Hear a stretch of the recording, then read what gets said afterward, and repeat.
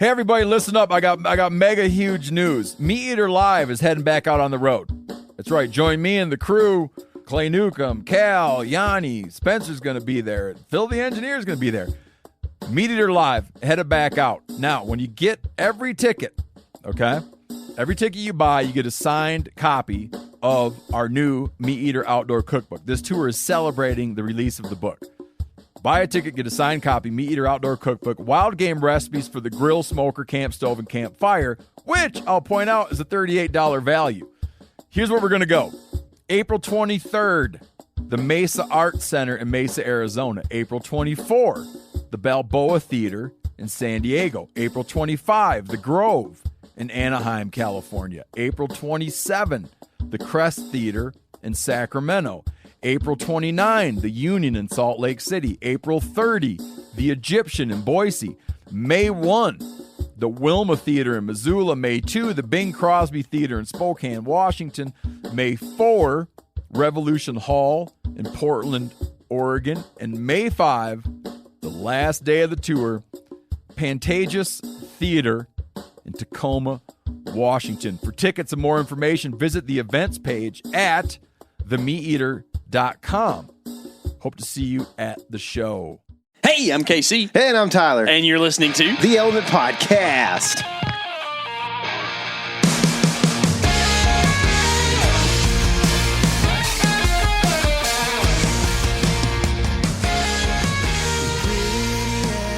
Guys, welcome to Daddy Daycare. I am KC. And I'm Tej the Deed. And we are running dad duty today. We've got a 1-year-old and a, 9 going on 39 over here. Hanging out with us today. And it's going to be a beautiful day. We're probably going to try to get outside and have some fun with the kiddos and just do some playing, right? But we do need to talk to y'all about a few things. First of all, shed season is coming up quick. There are big deer with antlers hitting the ground like across the U.S. right now. Our buddy Anthony actually found a giant set. Yep. Which I don't know how much we're supposed to talk about that. So I don't either, but we might just say that and that be it. I would like to post that. It was a deer he was hunting there in Illinois, I think, somewhere in that area. Maybe not. Maybe it wasn't Illinois. Might have been Ohio, right? Oh, yeah, that's right. Yeah, it was Ohio. Wasn't Okay, it? good. No, actually, let me think about this. It was Alabama. You get Iowa and Illinois mixed up every time. That's right. Yeah, that's it. Did I say Alabama? I don't know. It's somewhere in that Midwest, which is where big deer grow. Yeah, he found a pretty cool set, man. Maybe one day he'll let me share those on social media. That'd be cool. But I'd like to rattle with him. He actually, I think, had an encounter with that deer. Yeah, after it shed. Yeah, nuts, right? It's crazy. Woo. So we're going to get ahead of this thing this year, and we're going to talk about shed hunting with a guy I know who knows a little bit something about it. His name's Reese Johnson. If you are on Instagram, there's a good chance you follow Reese.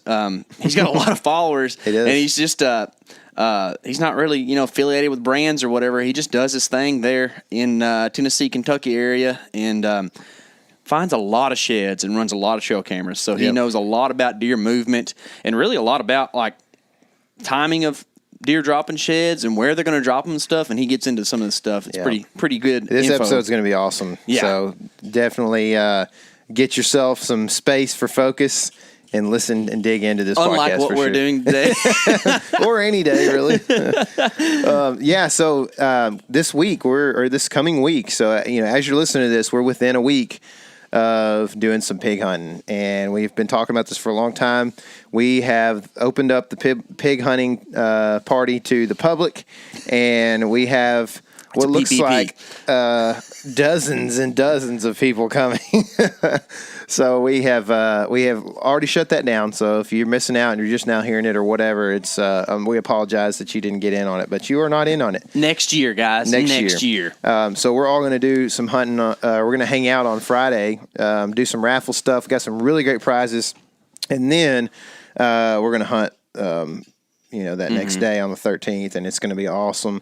We're really excited about it. We should have some good room to spread out and everybody, keep from shooting each other and have a good time. And so hopefully we find some pigs. We went out, was it a week ago or so? Mm-hmm. And we struggled. Yeah. Of course, we we didn't go to we didn't want to go to the place that we're going for the pig hunt because we didn't want to burn that out. And then we didn't go to any other spots that we've ever hunted, just in case we needed some backup stuff. Yeah, we know where there's some pigs. Yeah, so we were like, well, and first day of that little jaunt, I carried a bow, which. Actually was probably the closest we came to killing a pig, except I shot over one. Yeah. But I killed one. Oh, that's right. He's all 12 pounds. That's right, dude. I killed a swamp rabbit the next day, and they were probably about the equivalent. Same size. Yes, They might be brothers. They could be. If you were to write a Disney story, for sure. they would definitely be brothers. We need to post that picture, but it's pretty good. So we kind of did a glorified trophy shot of that pig, and it was cool. But we're gonna on that Friday night, we're gonna do a little bit of talking, a little bit of Q&A stuff. So if you're listening and you're going to be there at the event, submit some questions if you want to. That way we can get some of that stuff out ahead. And then, of course, we'll take some questions from the audience. Talk a lot about DIY hunting, a lot about adventure, a lot about, maybe even some cooking. That's kind of one of the big things with pigs these days is people are like, man, how do you cook this thing? And it just so happens our good friend Jesse Griffiths, he has dedicated a book. That's right. He has a new book coming out called The Hog Book. Yeah. And I believe we're going to get a signed copy, at least a copy. Well, so I don't know if it's actually printed yet. Yeah. But we will have it sent to the giving winner. Away a voucher. Giving it away, yeah. Mm-hmm. And so we'll have it sent to that person, and it'll be signed by Jesse Griffiths, who is one of the coolest people out there. One of, for sure. Yeah. Straight up on my list. Yeah. And we're going to do that Q&A stuff, and we'll probably talk quite a bit about our style of hunting, which involves a lot of mapping, and take some questions about finding hunting places. Not on the map napping though. Not napping. I wish. Some people find that out when they hang out with us. It's not. There's not a whole lot of napping. Not napping. Yeah. And when there does, you miss things. That's right. But anyways, speaking of that, if you want to submit some stuff for the Map Scout Challenge that we did last year, we're going to do it again this year. Maybe a little bit different format. We're trying to perfect this thing and make it as cool as possible.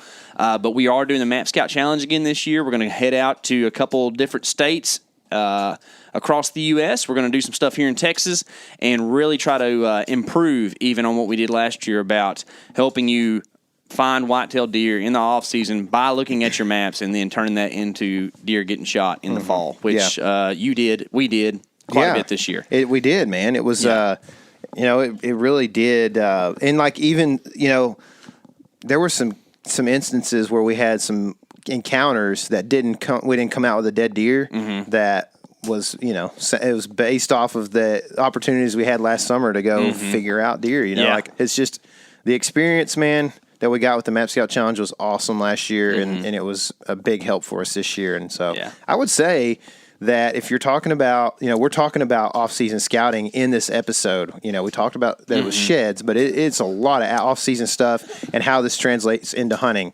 And so if you're interested in killing deer next year, then you need to listen to this podcast and you need to try to translate all of this off-season information into dead deer next year. So with that, let's get Reese Johnson on the phone. Perfect.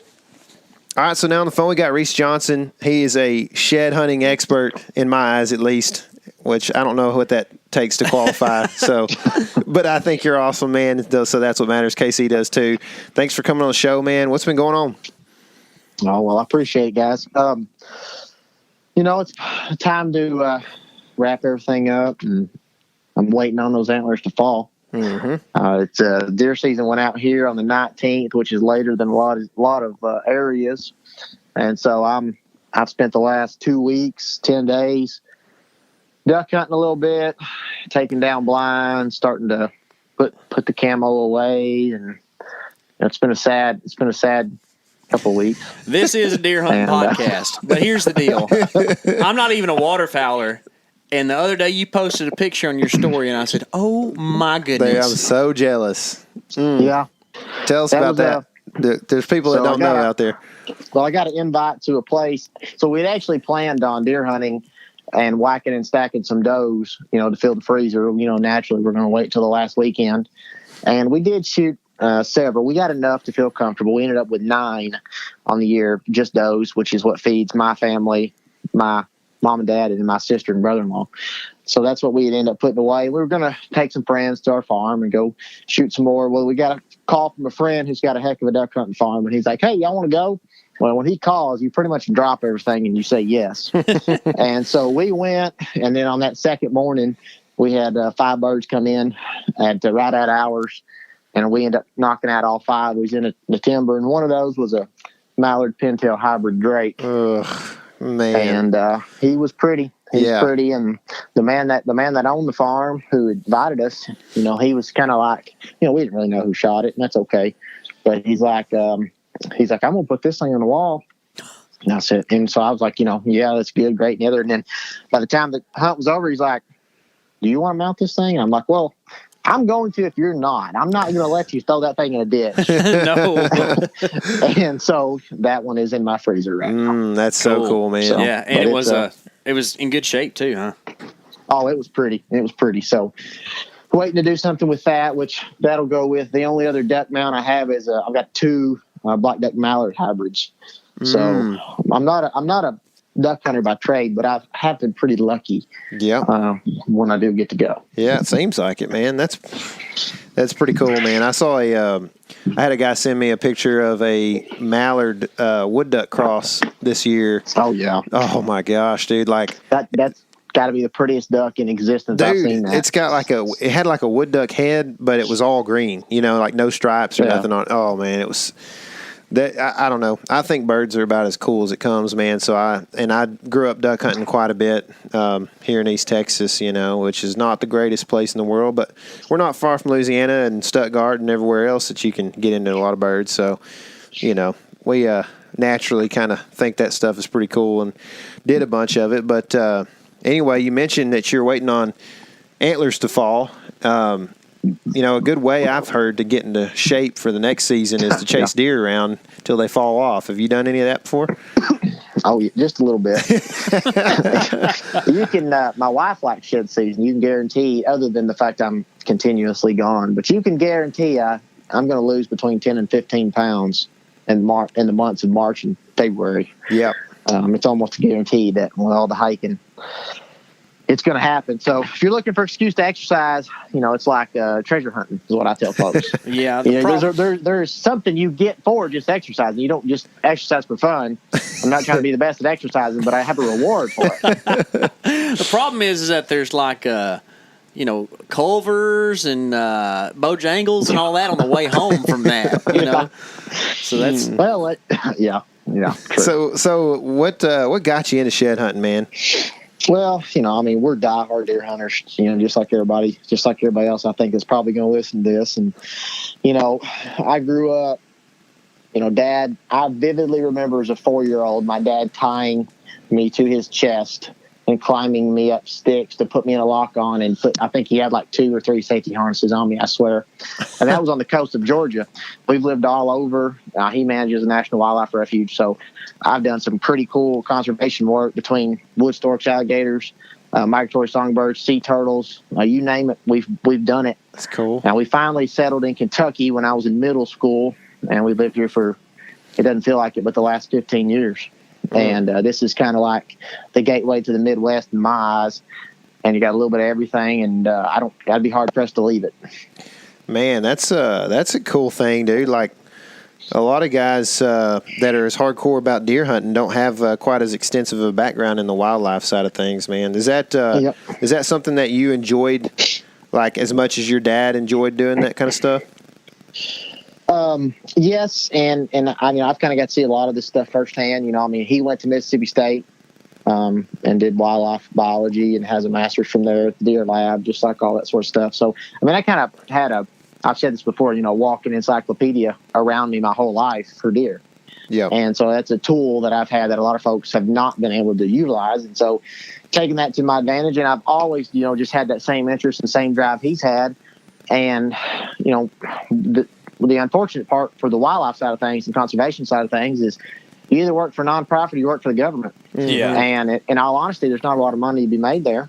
And so I kind of got to witness that. And I wanted to be outside and kind of do those things. So I actually got a degree in ag business, and then, did some ag things right out of college, and then ended up in real estate sales. And now I specialize in farmland, among other things, and hunting property. So that's kind of my that's my day to day, which gives me the flexibility to come and go and do what I want, which is the most important thing to me, and I think I love the most. So it all kind of ties hand in hand, my knowledge and everything I've learned from that. And then it comes full circle with, deer has just been our thing since we moved here and experienced Kentucky. We're on the western end, and then just once we got out of Arkansas and got out of Georgia and came up here and settled in, it was just like, wow, there's some big deer here compared to what I was used to seeing on the coast. Yeah, guarantee you. That's why we travel so much during the fall. It's got to get out of East Texas a little bit so you can, experience some different stuff, man. And when it comes to deer hunting, you know how it is being from Arkansas. There's not. There's only certain parts in some of these states down here that have good bucks, and outside of that, you got to work really hard to find something that people would call big across the nation. So, but man, that's cool. What school did you go to? So I bounced around a bunch. I played college baseball. Okay. And I played 2 years at a JUCO in Poplar Bluff. I played a semester at Henderson and Arkadelphia in Southwest Arkansas. Yeah. And then bounced up back and finished out right out of Columbia at Central Methodist. Well, I went up, and my roommate from JUCO, I ended up going up there with him, and that's where I finished out, met my wife. Which North Missouri is pretty cool too. Mm-hmm. There's a lot of fun to be had up there as well. For sure. Until it comes a blizzard on October 31st. Yeah. It's bad. So my dad's dad was a identical twin, and he and his twin brother, so my dad's uncle, both played at Henderson State.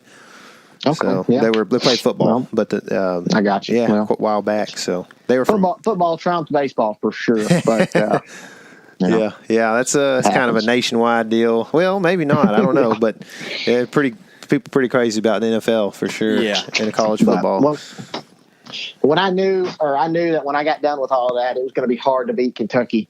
And I've been able to travel more than the average person.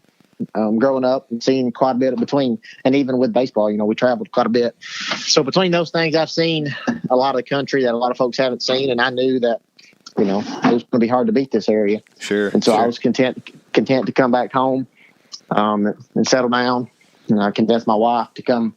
She's from Springfield, Missouri, so I convinced her to come over here. And I think I've been out of school 5 years now, just about, and I've got 2 kids now, and here we are.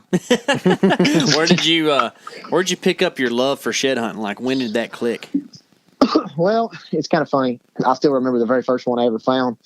My dad would walk with me, and he would plant them, or he would find one, and then he'd throw it out and try to get me to find it, and I'd walk right past it.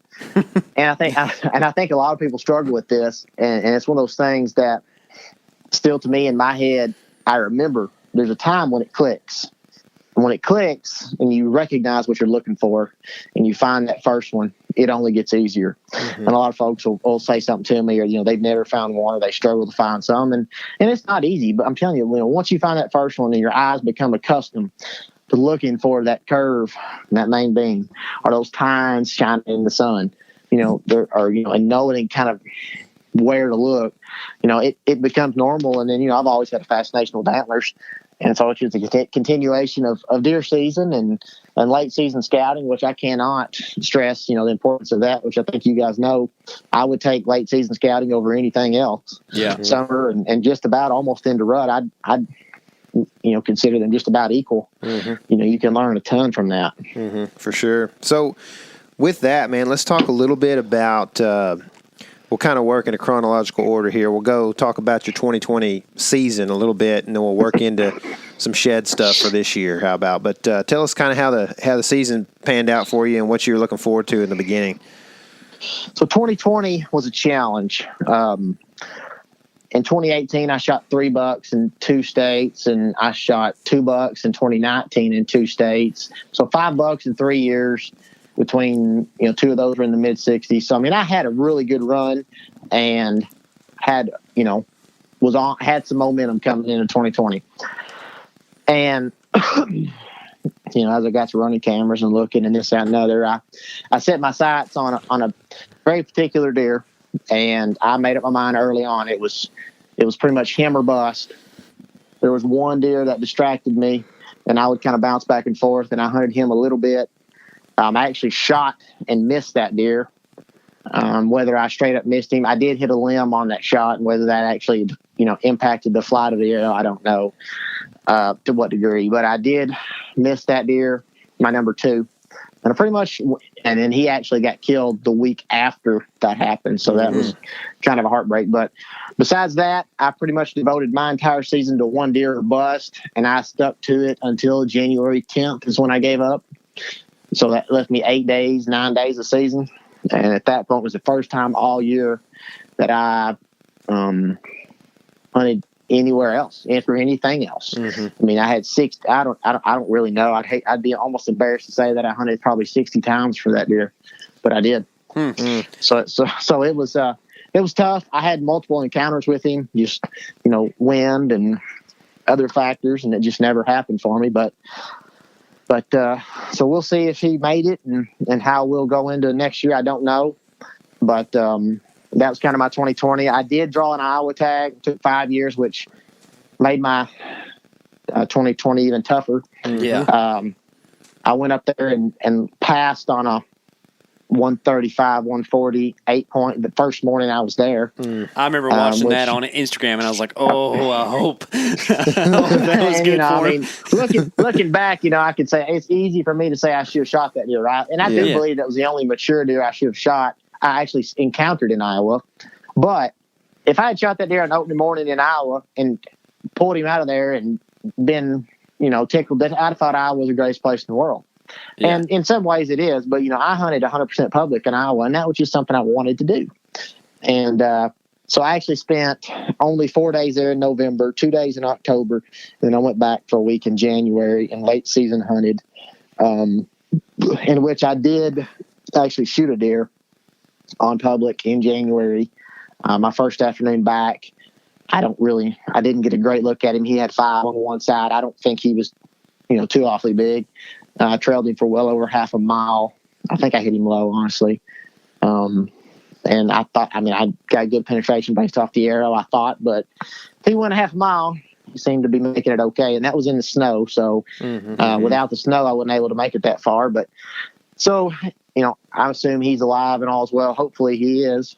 But yeah, it was a tough year, coming off of a couple good years. It was a tough year in 2020 between my Iowa and my Kentucky. I let some deer walk in Kentucky the same way that, a lot of people questioned, and even myself, I look back like, man, I could have shot that deer, but I would have never been able to give full effort. And I would always went down wondering if I had shot this deer, what would I have seen? What could I have seen? And so, there's a lot of ways you can look at it. I still consider it a success. There's nothing to hang on the wall. Yeah. Sure. And in some ways I do wish I had quit a little earlier on my number 1 and maybe went and found something else. But, it is what it is. And I'm going to go into it next year and keep at it. Yep. Yeah, for sure. And I think it's success too, man. You had an awesome year just spending that much time in the woods. Tyler and I talk about this all the time, but there's nothing that makes you a better hunter than hunting, and like if you get out there. I have no complaints. Yeah, exactly. I'm blessed to be able to do what to spend that much time in the woods, which there's nothing else I'd rather do. Yeah. There's to spend that much time in the woods. I'm very fortunate to be able to have that opportunity. Yeah. Did you talked about, having a pretty good hit list, it seems like, at least that's what some people call it. I don't know. I don't usually get the opportunity to make too much of one of those. We did in Kansas a little bit this year, but did you do that any off of shed antlers from the 2020 spring? Oh yeah. So the deer that I missed, I actually have his antler from last year, one side, and that's how I learned about the deer and went all in on him.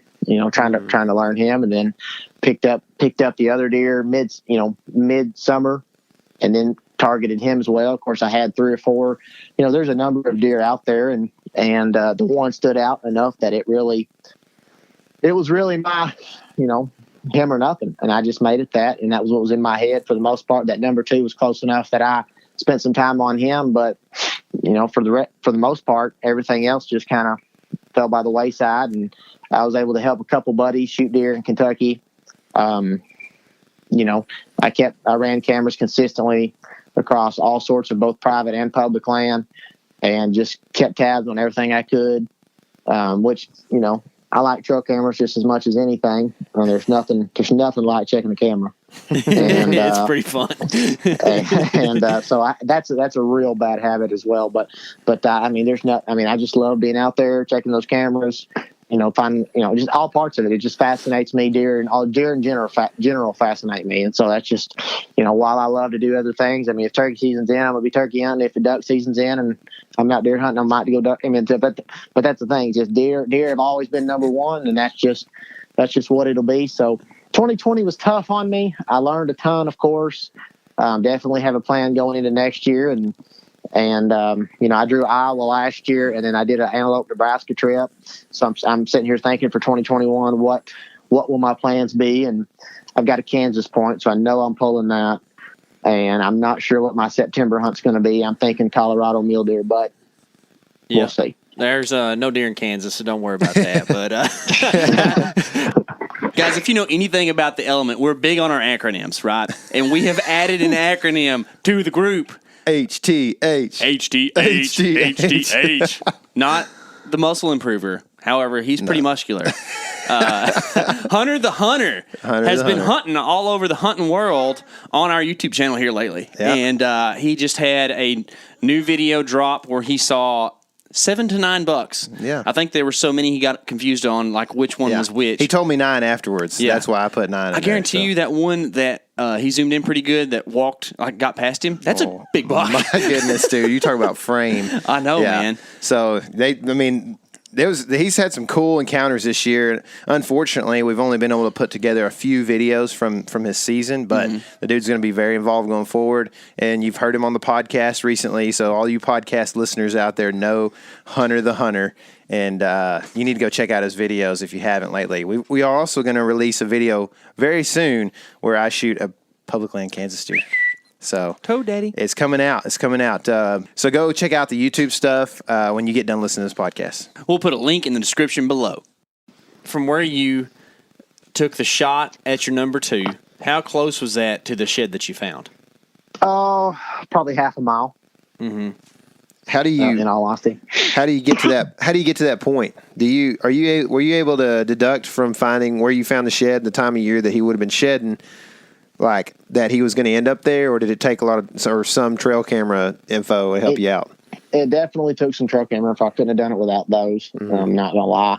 From where he summered to where he spent fall was about a mile, maybe a give or take. Mm-hmm. What was the reason? Do you have an idea? Not really, because it took me a while to when he left that summer range and went to that fall range. It took me a minute to get him back, figure out what he was doing. That deer was new to me. This was the first year that I had hunted that deer, and so it was new to me to figure that out. And I could even say that for my number 1. A mile is nothing. Those deer really bounce back and forth, and there are some others. I've even got a couple of private land farms that are 3 miles apart, and I have the same deer on just one individual deer. I'm not going to say it happens a lot, but I did have one individual deer across the camera, and I swear I studied those pictures. I was so hypocritical trying to think there's no way that deer went that far. but it just has to be him. Mm-hmm. And that's a deer that I don't get in the summertime, and then all of a sudden he shows up in November. And so I think that, that's normal. 1 to 3 miles is pretty normal. And I will say this, I find a lot of sheds in areas that deer summer in. Some of those deer will, they have fall range and winter range or summer range and winter range. And I thoroughly believe in that for the most part. But a lot of those deer will go back to that summer range early. And they'll shed their antlers in their summer range rather than where they spent in November, because that's where they're going to go back and grow. And some, not all deer do that, and that's what deer are so cool to me is the personality. They're all different, whether some are timid or aggressive, and some of them travel and some of them hold tight to an area. That's just part of it. They're all different. Mm-hmm. And learning those tendencies is awesome. Do you think that they're going back to those summer ranges early because that's where that first springtime food is, first green up stuff is, or is it more about being secluded? I think, something to do with the green up, but food in summer, those go hand in hand. Mm-hmm. They're growing those antlers. They're somewhere. They're not thinking about it. And so as soon as that testosterone drops, in my opinion, is one reason, and when they take off and they go back. And for it varies for some deer. Some of them might actually lose their antlers where they spend their November, and then some of them, they may take off and go back to their winter range, and so, or anywhere in the middle. And that deer, for example, kind of lost his in the middle. So it's you could say either way. Yeah. So when you're tracking a deer that you found sheds off of, and you find a summer range, and then all of a sudden he disappears. I'm guessing maybe when he sheds velvet or something like that. When you go to find that fall range, what's the plan? You're webbing out cameras or whatever, or like how are you thinking about this? Yep, I'm webbing them out, and I actually had my number one I spent all that time on this year. I was so skeptical. I was so worried he was going to take off and go that I scouted as far as I could, given the lines in all four directions, and tried to anticipate where he would go. I tried to pick the best habitat and find any kind of sign or any kind of areas that I went ahead, and I just put cameras out already. I just put as many as I could out to anticipate his next move. And even with all that, I still lost a few weeks in there until I was able to learn what he was doing. I picked him back up, went back in, and got back on him in November. But it took me some time, even with that anticipation. But yeah, you can go ahead and figure that it's going to very rarely, is he going to stay, year round right there in that little bubble. He's going to go. So what did he move to? Did he move to thick cover, or did he get closer to does, or what was your hypothesis? I think it was the cover. Yeah. In all honesty, it was thicker. It was gnarlier. What time of year? And it was away from people. Well, of the two deer I'm sitting here talking about, one of them moved fairly early, like, right around the time they would come off. And then, matter of fact, I had some pictures of that deer mid-October, and even once on Halloween in his summer range. And I think that Halloween picture, Halloween was a good day this year, and it had a lot of daylight activity across the board. But I think he might have came back to his summer range looking for those kind of early, and then went back to fall, or traveled back and forth. But I think what happened is he hung out later than the other one did, so there's some variation. And then the one deer of the two was very aggressive and made a bunch of rubs, and the other didn't have so much of a tendency. So that, like I said, I go back to that's why I love deer so much. They're all different. Both full and mature deer. For sure. Yeah. For sure. Yeah. Huh. So are those? Go ahead. And that's the thing. Well, I was just going to say there's no 100. And that's what people say. There's more than one way to skin this cat. And that's exactly what, you'll hear lots of folks say. They're all different, and they all do different things. They have different tendencies. So there's nothing more important, in my opinion, than building that history and learning. There's no greater advantage than having history with a deer. And, sheds and pictures and encounters all play into that very much as you build on that. And so the deer that I shot in 2019, that was a 5-year-old deer, in my opinion. He was probably high 50s, low 60s, 10 point, a deer that just in the same way encompassed me like this deer did this year, or those 2 or 3 or 4 did this year.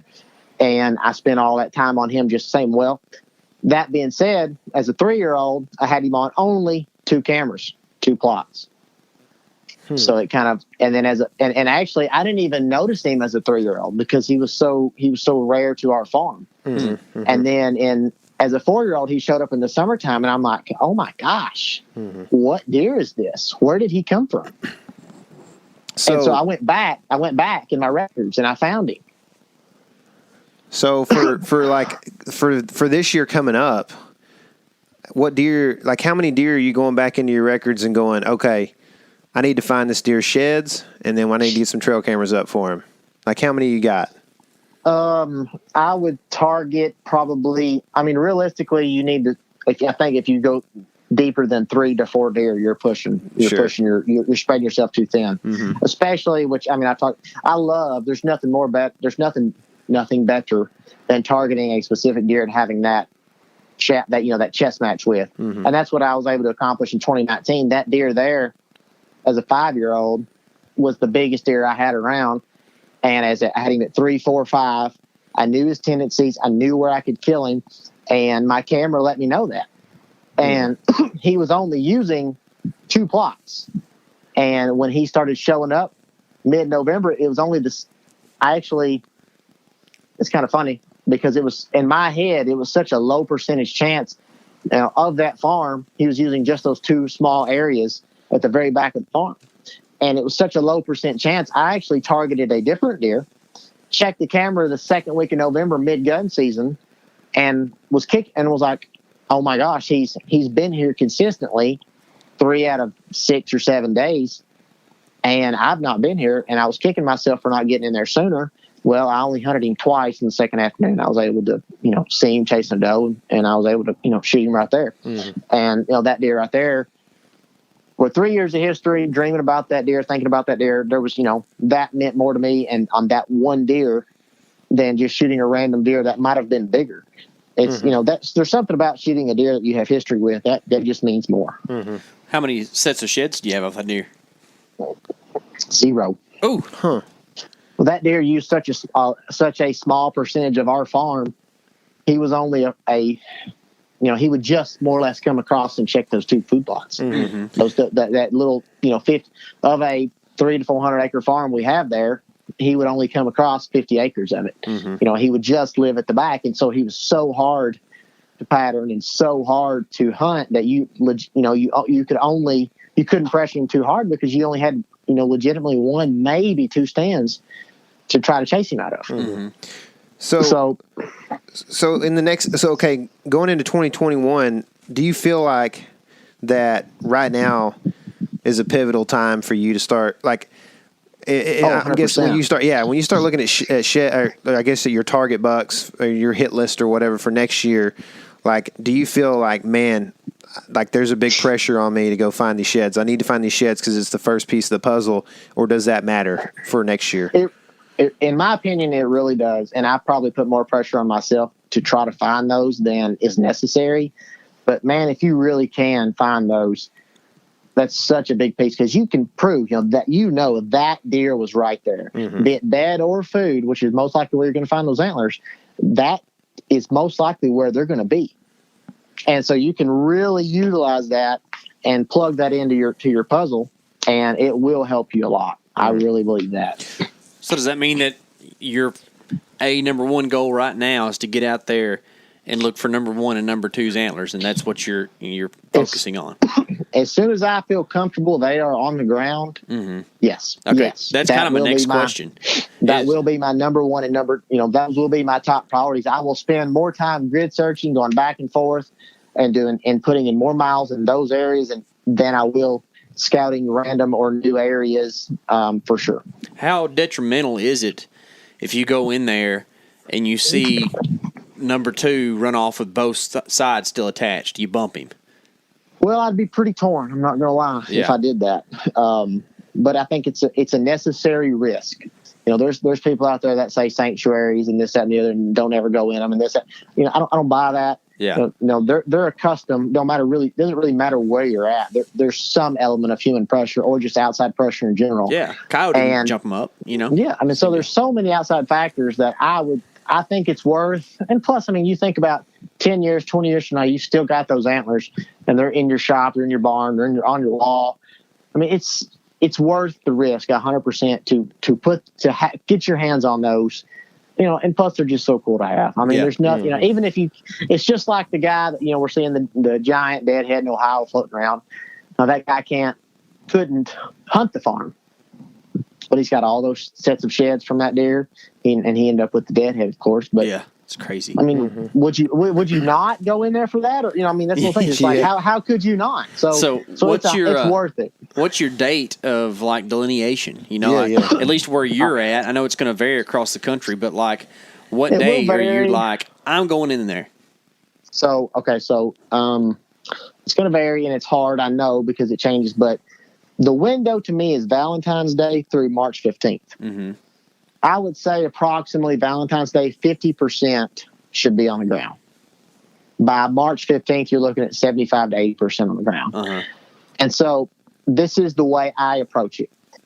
If I'm hunting pressured or ground, or maybe there's other people who have permission, or maybe it's public, whatever it is, I'm going to consistently hit the fields, the easy stuff, the obvious stuff early, the stuff that puts no pressure on the deer. Yeah. You know, and I'm going to check those potentially over and over and over. Especially if there's a deer I'm targeting or deer I'm worried about, or if there's another person who might find those incidentally or on purpose, I'll check those multiple times, you know, all the way from mid-January on into, and then there comes a certain point and you kind of make that decision for yourself. If I'm the only one on the farm and I have the bedding, there's certain farms I won't even touch until mid-March because I know I'm the only person that has permission. Mm-hmm. And I'll wait and I'll go in there when they're all on the ground and hopefully have a heyday. And there's other farms that I share permission on or share rights to. And those farms I will incrementally stagger and hit, you know, food plots. And then, of course, maybe get in that bedding at certain times. Or if there's a certain deer that has my attention, I want to get in there, you know, maybe before the squirrels get them or before they get, you know, while it's fresh, or maybe I know where he's at. But that's kind of how I approach it. Yeah. Let's, real quick before we go further, let's validate. How many sheds did you find last year? So I picked up 108 last year before turkey season. So that's an even number. Will they all match? I wish. It would shock you how few sets that I find, in all honesty. Oh, I know. Of the 108, I counted back 16 amounted to sets. So 16 antlers, so 8 sets. And I have to think 5 were side by side. So 3 I picked up, you know, 1 here, 1 there. Mm-hmm. So that's so so if you find a set side by side, you know, you just know the odds were on your side. Yeah. I found a set. It's not a very common. I found a set side by side in Tyler's front yard last year. A good set too. What was that? The spring of 2020, wasn't it? No, it was in November. That's right. It was like in season. Yeah. So it was from the season before. They were chewed a little bit. Yeah, they chewed a little bit, but they're good. It was a fun find because Tyler, literally 10 steps from his driveway, they've been there, you know, for 6 months or something. You know, all the leaves fell off, and all of a sudden K.C. pulls in my drive. He's like, "I'm pretty sure there's a match set over there." By the way, it was good. But so you keep. Do you keep like a spreadsheet for all this shed stuff, or like it seems like you're a pretty analytical guy? How do you keep up with all this? Is it all in the dome or what? It's all I'm not as analytical as you would think. My record keeping is my camera roll. Okay. When I go back, I take pictures of as they lay, as they say, or when I find them, I usually always do my best to snap a picture where it is before I pick it up. Or maybe after I pick it up. Sometimes I can't help myself. Yep. But, so last year, and I think I'll blame it on COVID, maybe not, but last year COVID started. I really didn't intend to pick up 100. My goal was 75. I picked up 108. The year before was 75, or give or take. And then the year before that, it was somewhere between 50 and 60. And the year before that was somewhere between 50 and 60. So it's been growing, and it's just a passion that, getting out there and doing it. I picked up a bunch over the years. And so here's kind of another stat that people might be interested in. The way I've done this, I walk both public and private in multiple states. And on public, my ratio is 3 miles per antler. And on private, it's 2 miles per antler. That's pretty good. And that's just for me and my own record keeping in my own head. I keep my records are my health app on my iPhone, so don't get too crazy with it. But I kind of look at that day per day. I think the biggest day I had last year was 17 miles, but there's multiple days over 10 where I will really get after it when I'm finding those. And so there's that's a little bit, which may or may not help folks, but that's kind of what I'm seeing, what I'm finding. So I mean, to pick up 108 sheds last year, I am guessing that I approximately walked 350 miles, give or take, between January 25th and March 25th to green up, essentially. So I think, imagine with that increased productivity has come some expertise or some at least heavy experience that has led you to learn a few things about where to find these things. How are you spending your time more efficiently, or are you just cutting through the woods and trying to find it wherever? So this is what I'll tell folks. If you're just getting started and you're looking and you're waiting until March, and you're doing the whole shed rally or whatever you want to say, that's probably your best bet. And 2, probably the easiest time to do it. And if you're just learning, getting into it, I would 100% recommend bean or wheat fields or just pastures with fescue in it. If you're looking for an easy way to kind of get started and run up on those antlers which those are all food sources, of course. So, you got to think this time of year, it's food to bed and bed to food, and that's it. There's no excess, no burning calories on anything else. They are concentrated. They're limited on their range right now. They're pretty much, got one thing on their mind, and that's just survival until the green up occurs. And so if you can figure out what those 2 things are, you'll be way better off. So I would recommend starting in those 3 things: wheat, bean, or just pasture ground, even front yards. Anything that's one time I picked up a set. There was this lot kind of out in the country where they had actually cleaned it up and they planted some fescue or some grass of some sort, maybe it's Kentucky bluegrass, I don't remember. But they were planning to build a house the next summer. They cleaned up the lot. Well, I was driving down the road one day and I knew it when I saw it and I was like, hey, and it was a set, and I knew it, and I turned around and got them. And that's just one of those things. They know where that, any kind of new grass, any kind of bean field, any kind of, those are some very obvious places for the beginner to look to start out. That's pretty easy. And so I would say, I would hate to put a percentage on it, but I would say 25, maybe up to 40%. And I think a lot of deer bucks, we're talking about bucks because they're losing their antlers, are going to drop those. Are going to drop those antlers in those food sources because they're grazing, they're bouncing their head back and forth, they're hitting them on things, whatever. That's where they're actively moving around, and they're spending a fair amount of time, probably mostly at night, and that's where they're going to lose those. So that leaves the remaining, in my head, 60%, we'll say. So I would estimate the remaining 40, potentially up to 50%, are in beds. Really? Some of the prettiest finds I'll ever, and I've got some pictures I could show it, are on, points or knobs where, a deer's overlooking. You can tell a buck laid here for a reason. Maybe he had the wind over his back, maybe he didn't, but he was laying on a side of a hill or a knob overlooking a big bottom.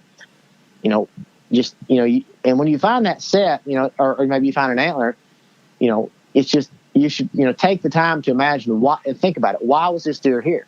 He was here for a reason. He was bedded right here, obviously.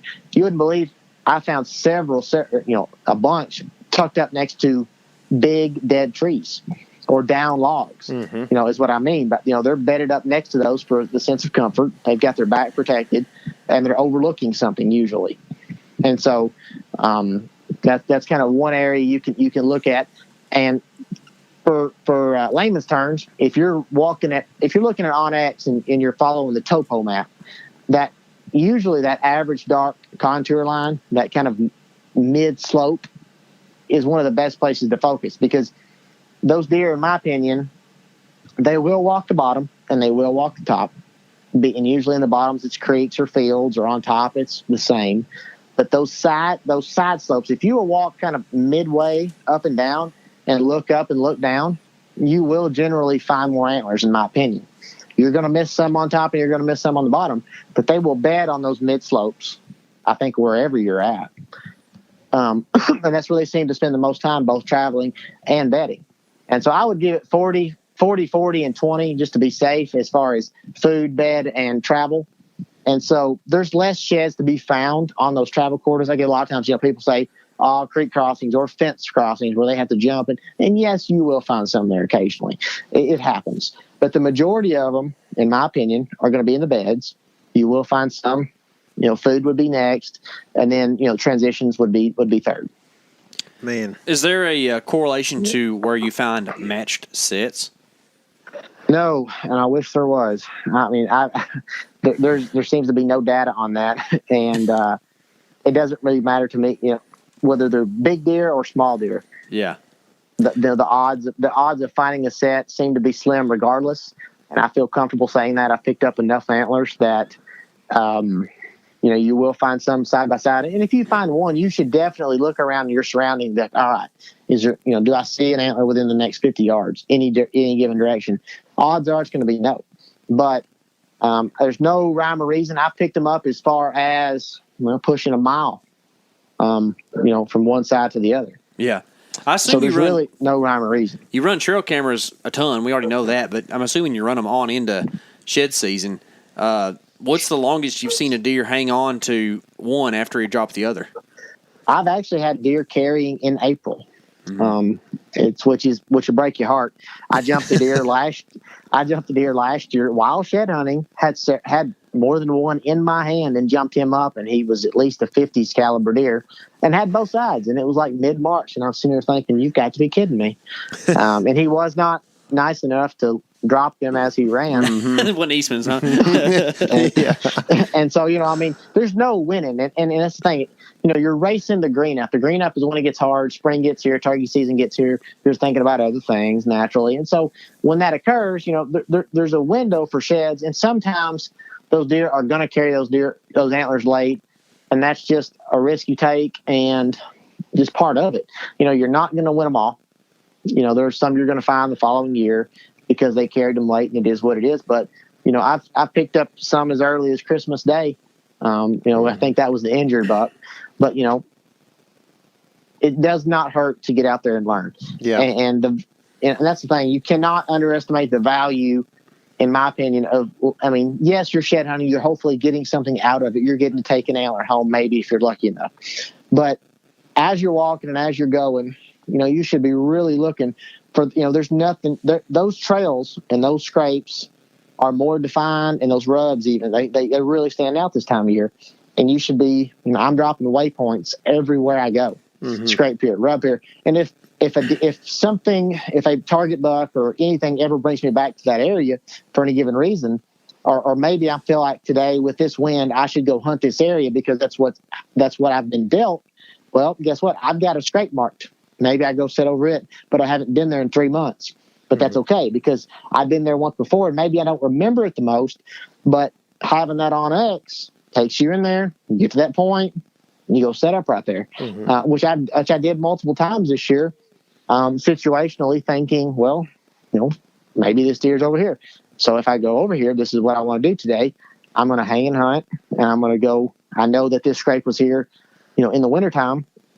And my opinion is also, if you can find those scrapes now, which means they were worked after the leaves fell, and that being the case, they're more likely to be scrapes that get used more often than just an October scrape that was testosterone fueled, right, and was created one time. And so if you can find them now, they usually mean more. Yeah. So I struggle. Like, I focus on one thing pretty hard when I go outside. So if I'm shed hunting, I'm pretty focused on that, and it definitely hinders my ability to find and analyze signs sometimes. And K.C. and I, a lot of times, will go out, we're like, hey, let's go pig hunting in the postseason, and we'll kind of scout, and it ends up just being deer scouting. We end up not even working into the wind anymore by the end of it and trying to kill pigs because we're just looking at scrapes and trails and everything else, So, how, and you may be different than me. KC's pretty good at, I guess you could call it the multitask, where he pretty much sees everything at one time, and so which I don't has know its own set of problems. Believe me, it definitely can be like a squirrel situation, But for you, how are you able to kind of focus on both aspects of that at the same time, or are you? Well, luckily for us, we don't have many pigs, and so I'm not distracted there. I'm usually not carrying a weapon, so that does limit me there. But I mean, you do have to have a conscious, effort to, like, okay, I'm looking, but also, I mean, use like, is this trail more worn down than the one I was on one holler over or one ridge over, or is this scrape, how recently has it been worked and what's the sign look like? When was this rub made? And that's a lot of things. I feel like I'm getting, if I get technical there with, rubs, you can really, rubs are a whole nother subject, but if you can find a cluster of them, you kind of got to, cipher, was there several here made, and was it when he was shedding in October and, testosterone fueled, or was this just a rub in passing because it's a standard, saddle and trail coming up over this right here. So so it's kind of hard in that sense, but I do my best in multitasking, and you do have to consciously think about it. You really do. Okay, I'm shed hunting. Yes, I'm looking for things, but if this is where my target deer is living and this is where I'm spending my time, I need to pay attention very closely, because I may only come in here 1 or 2 or 3 times. And I may only have so many opportunities to come in here before the green up and before he starts coming back in here next fall. And I want to make the most of it. Mm-hmm. Mm-hmm. So what, as far as you mentioned the breakdown of a 40-40-20, where there's 40% or so that are in fields from feeding at night. There's 40% in the beds where they spend a lot of time during the day, and then there's a 20 in the travel areas. And so technically, probably about 60% of that is in the timber in most areas of the country. Now, that's right. That could make, if not more. Yeah, sure. So that can make it pretty difficult. Find sheds when you got just dead timber and dead leaves and trees and everything else, and like you said in the beginning, I'm sure there's definitely probably the biggest aspect of helping yourself is to find a lot of sheds, and therefore, how to look for that main beam or those tines, like you said. But are there any other just kind of little pro tips or, thoughts about how to really search for sheds, and like, do you, I've heard people that turn around every 10 yards or whatever and take a look back. Is that something you do, or are you just always, driving forward, and how do you figure out how to search through all the stuff and pick out the sheds? So I'm usually on the go. Very rarely will I stop and really look around, even though I will say there have been times I have stopped to, take a leak or do something, look around like, oh, well, I would not have seen that otherwise. So, I mean, there are times when that can come into play. That's not really my style.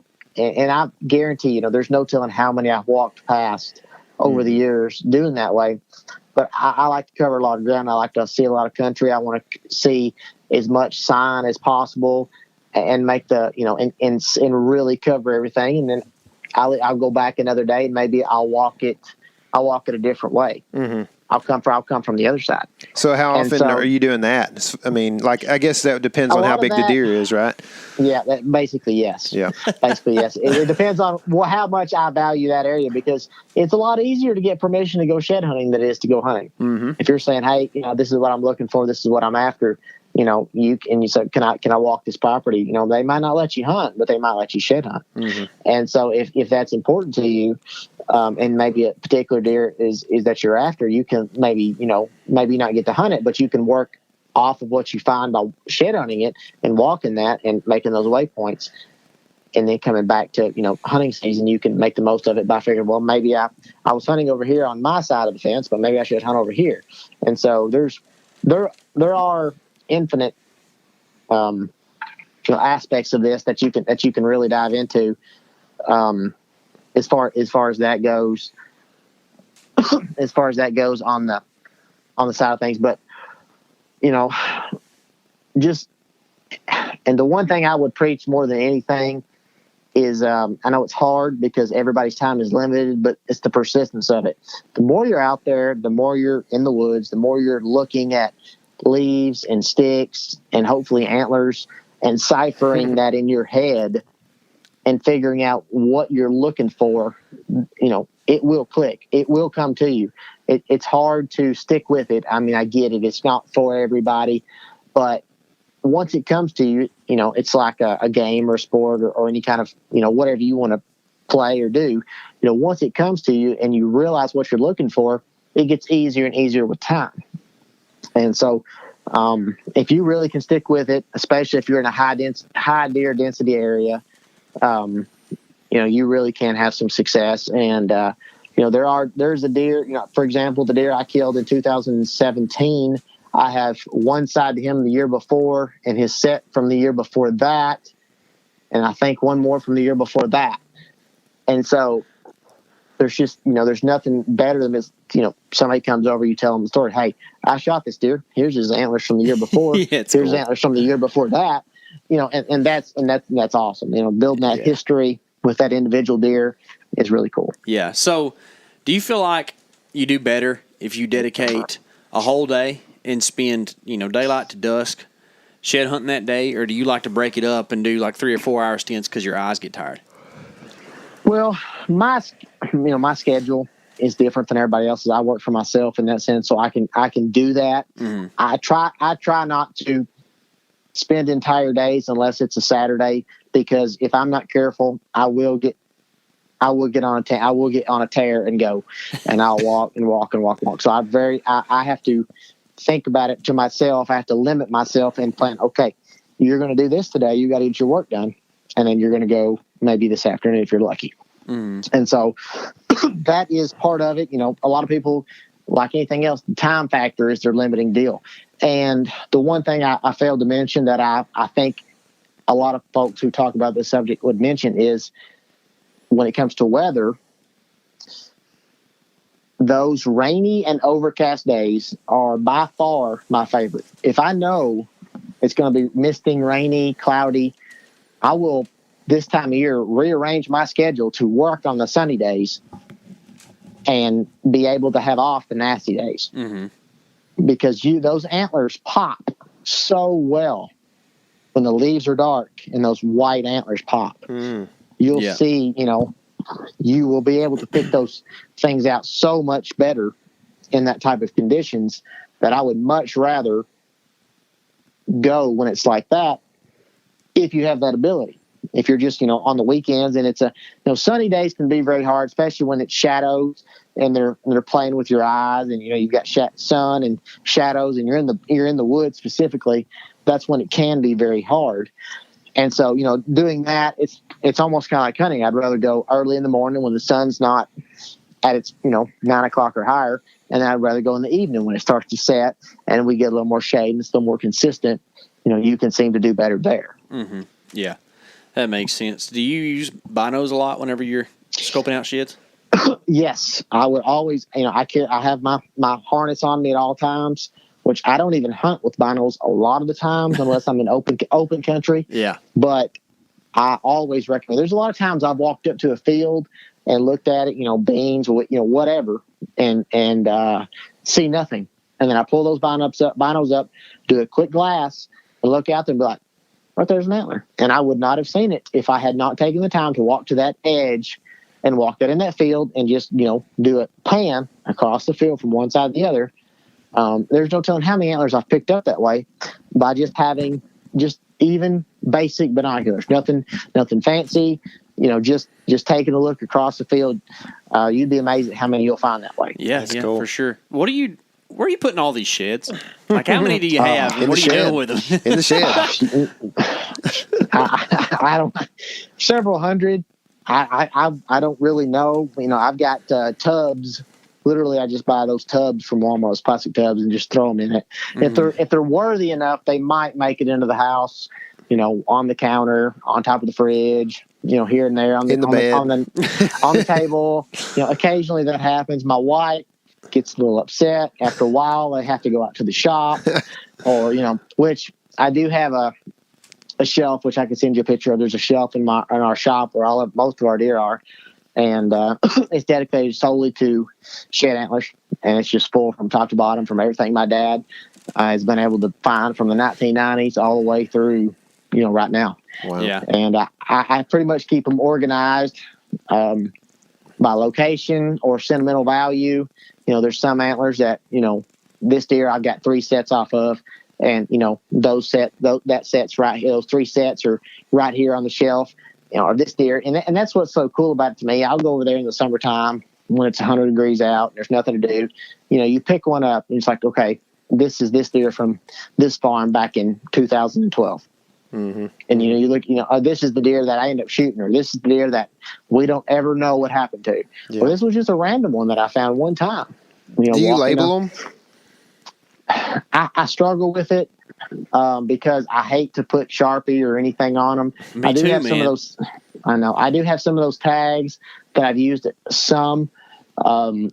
If they're big enough, you don't have to label them because you're never going to forget. That's where that came from. You're not going to know that. Yeah. Some of those small, and I have 3 and 4 and 5 tubs that I have no idea what I'm going to do with one day that I consider random. They're not memorable enough.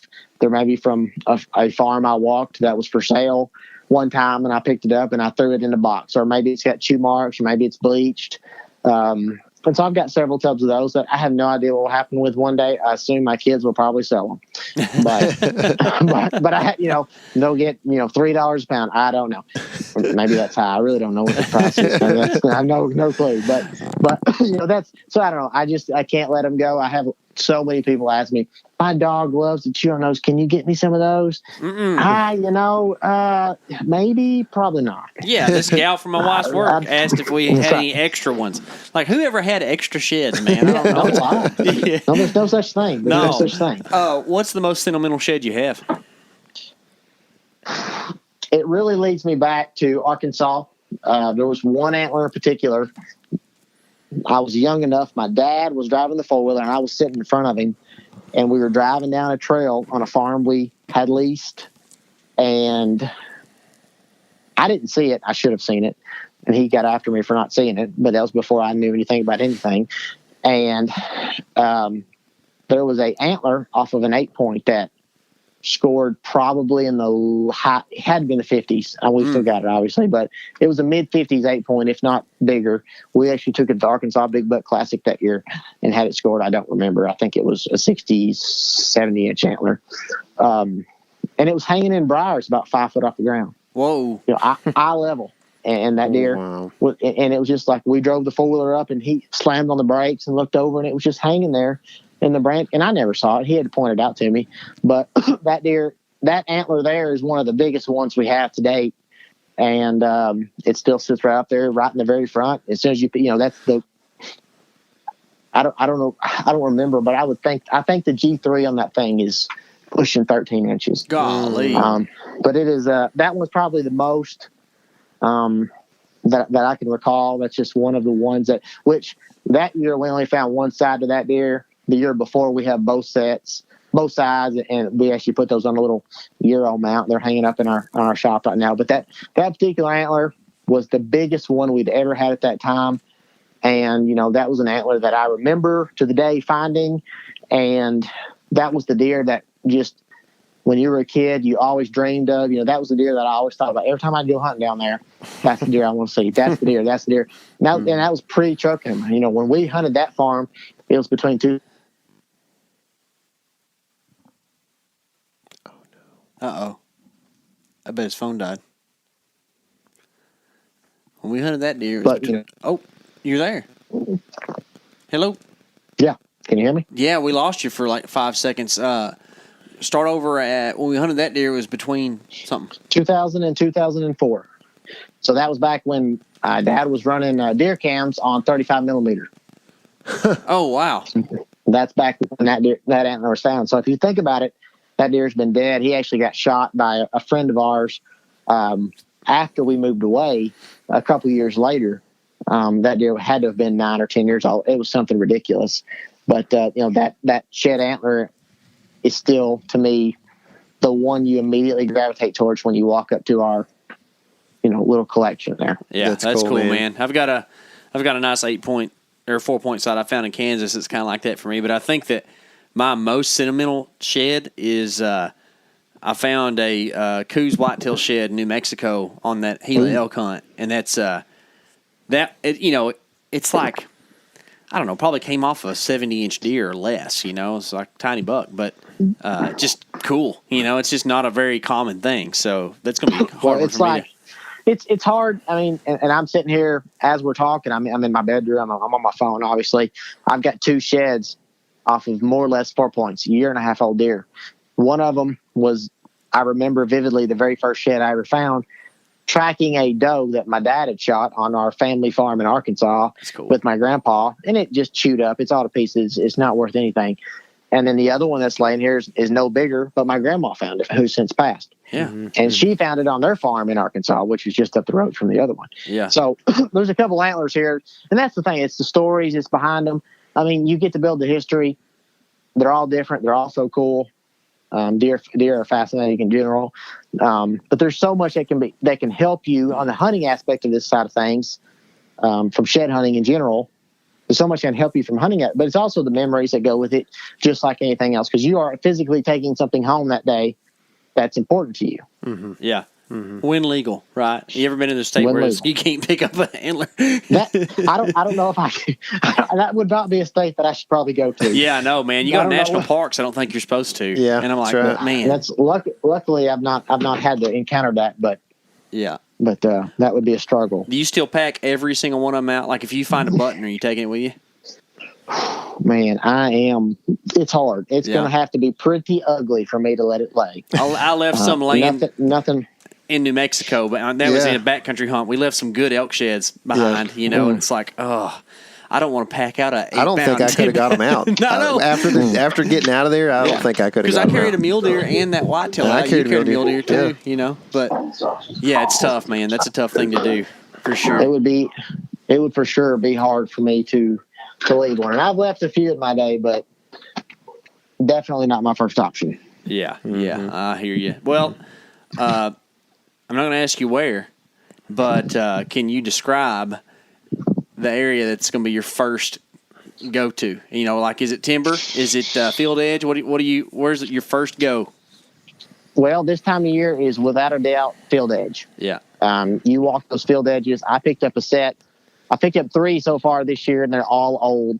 So nothing fresh yet, which it's only still early January. So I'm not trying to stress over it, but those field edges, you can walk those easy.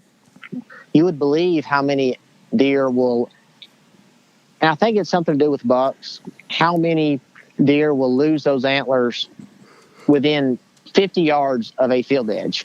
It's like they say staging. It's like there's something to do with that makes those bucks feel comfortable.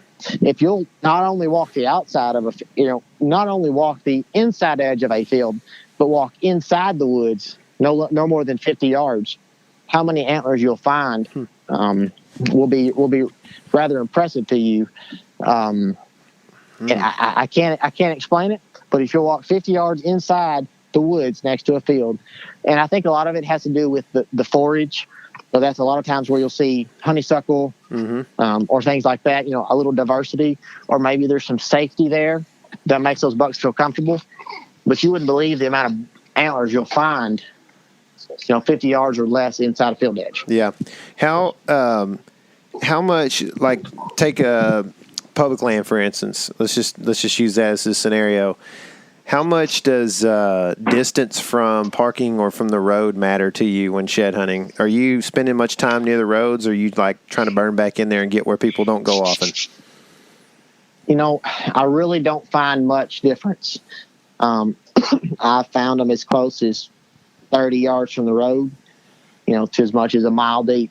And I think, you can listen to the beast approach and this, that, and the other. And I think there's some validity to it depending on where you're at, as far as, those deer that watch their entry or watch your entry rather than theirs, that sit next to a parking lot versus deer that live a mile deep.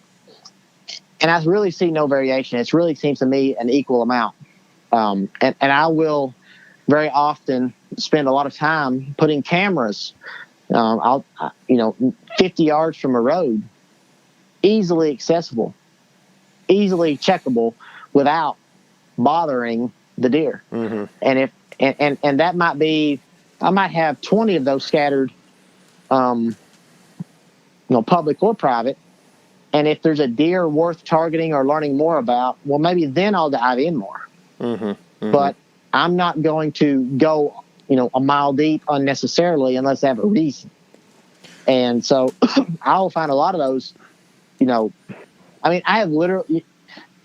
found one time. It could not have been more than 6 foot off the pavement. It was literally in a ditch that the county mows because that's what the first green was that year. We had stopped to glass a field, and I was riding shotgun with my buddy. We stopped to glass a field, and I took my binoculars down and looked down and had to tell him to stop because there was an antler so close to his truck tire. I literally have a picture still on my camera, I know, of his truck and that antler right off the road. And so that first green can really mean something, especially to those bucks that are hanging on late. Yeah, that makes sense, man. Well, dude, I appreciate all this information, man. This is like, I told KC before, I was like, man, I think this is going to be a different shed hunting podcast than what you normally hear guys do, and so I appreciate you bringing that creative approach, man, and just that higher level thoughts, man. I can tell, I think anybody who follows you or knows you probably can tell that you put a lot of effort into this, a lot of effort into thinking about things, to understanding things, and to also being creative when it comes to all the different aspects of hunting antlers or deer. And so, I appreciate that a lot about you, and I appreciate you being able to come on and spend some time with us and divulge some of that information to the listener base here. So with that, man, I'd like to give you a chance to talk about your real estate a little bit and plug that, man, for anybody who's interested, because I know you do a lot of that, and you'd be a pretty good guy to probably break down a piece of property and go, hey, this is the one you want if you're looking to buy one, right? Yeah. Well, hopefully it was worthwhile. I rambled. It's definitely something I enjoy and I love to do. I'm a licensed real estate broker in both Tennessee and Kentucky.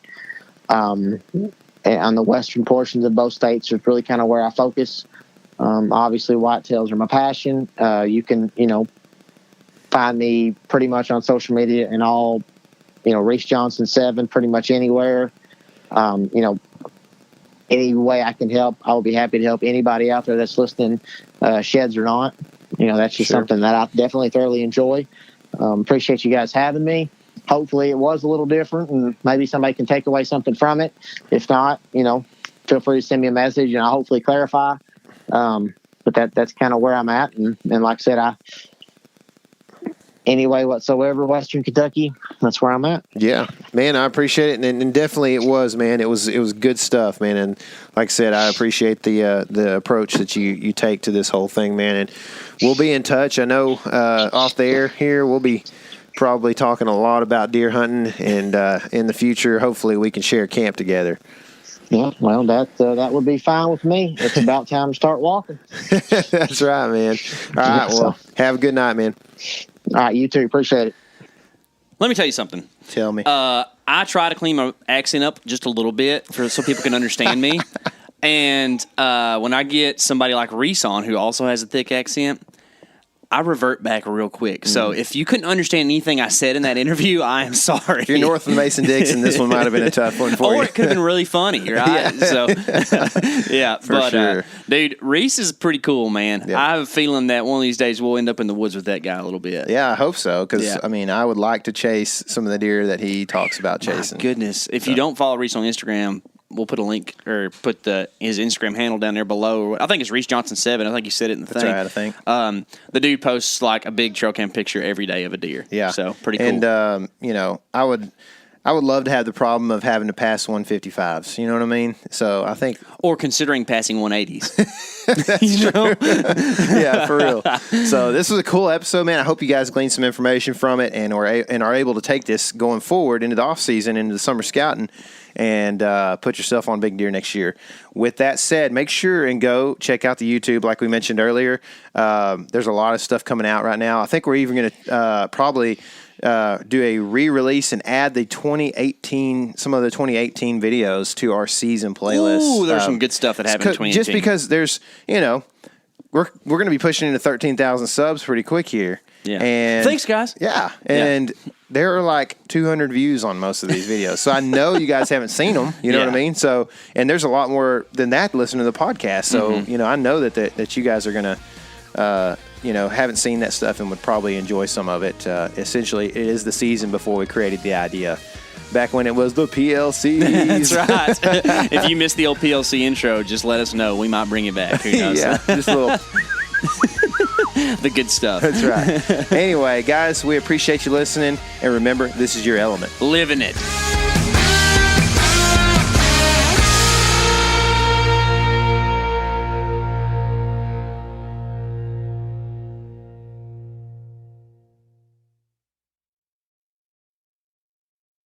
Hey everybody, listen up. I got mega huge news. Meat Eater Live is heading back out on the road.